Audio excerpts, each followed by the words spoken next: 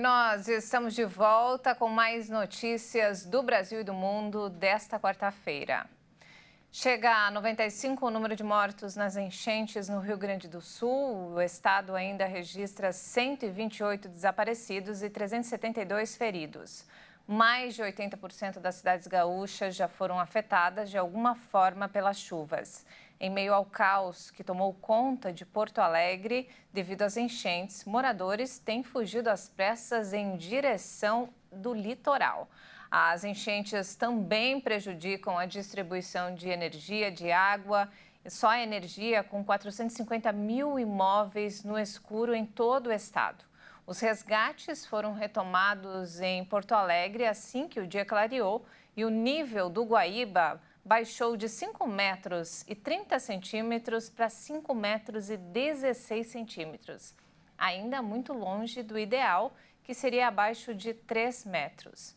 Em todo o estado, quase 160 mil pessoas tiveram que abandonar suas casas. E ainda falando sobre o assunto, infelizmente a previsão do tempo não é boa para a região. Uma frente fria trará novos temporais generalizados para o Rio Grande do Sul a partir de hoje.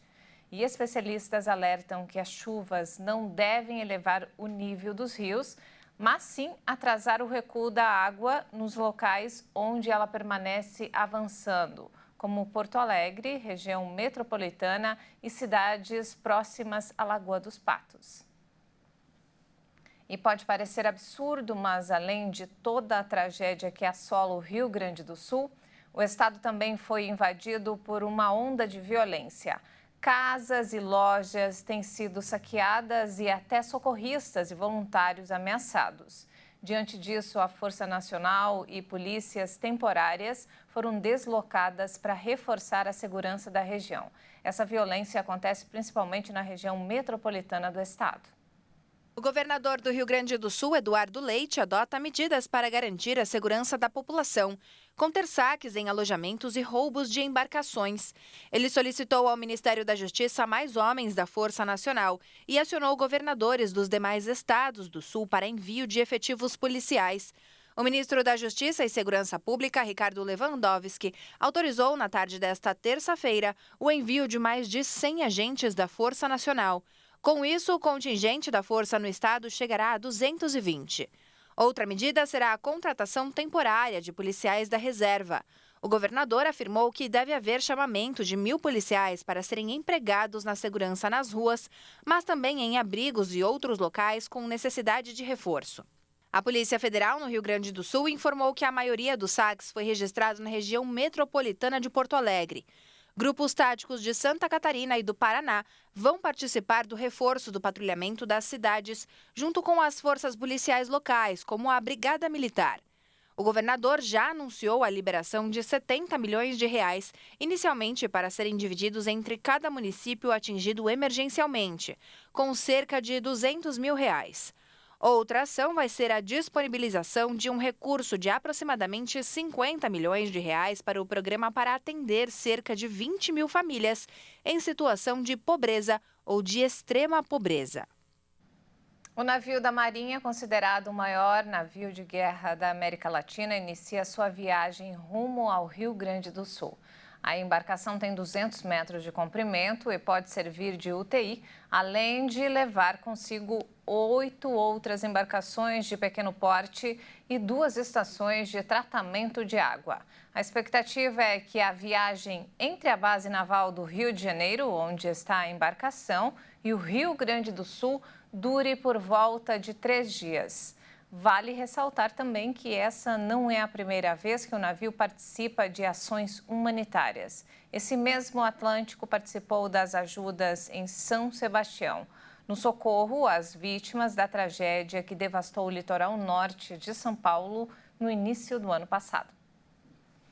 E olha só, o mundo passa por uma sequência de 11 meses seguidos de temperaturas anormalmente altas, tanto no ar quanto na superfície dos oceanos, apesar do enfraquecimento do fenômeno climático natural El Niño. O alerta foi feito pelo Instituto Climático Europeu Copérnicos.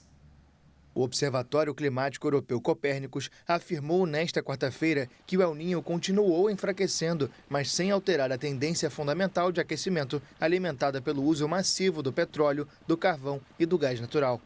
O mundo tem registrado uma média de temperatura anormal desde junho do ano passado. Abril não foi uma exceção, com uma temperatura média de 15,03 graus Celsius, o que representa 1,58 graus Celsius a mais do que o mês de abril médio da era pré-industrial. Nos últimos 12 meses, a temperatura global tem ultrapassado o limite de 1,5 graus Celsius acima da era pré-industrial estabelecido pelo Acordo de Paris. Especialistas afirmam que essa anomalia precisa ser observada em média por várias décadas para considerar que o clima atingiu esse limite crítico. As últimas semanas têm sido marcadas por ondas de calor extremo na Ásia, enquanto o sul do Brasil sofre com inundações devastadoras.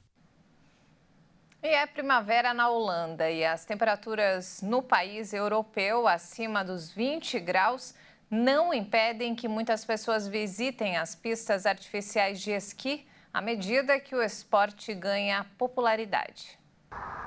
Mesmo com temperaturas acima de 20 graus e um verão europeu que se aproxima, os holandeses se agasalham para aproveitar as pistas artificiais de esqui. Dentro do armazém chamado Snow World, no oeste da Holanda, os termômetros chegam a 6 graus negativos e crianças brincam na rampa de neve como se estivessem nos Alpes. Mas muitas delas provavelmente nunca viram uma montanha, pois vivem em um dos países mais planos do mundo, com o pico mais alto de 322 metros. Anualmente, 1,1 milhão de holandeses tiram férias de inverno e cerca de 3,8 milhões deles visitam nossos sites por ano para obter informações sobre áreas de esqui. Portanto, 1 em cada 5 holandeses está interessado em esportes de inverno. 1 milhão vai para a neve anualmente.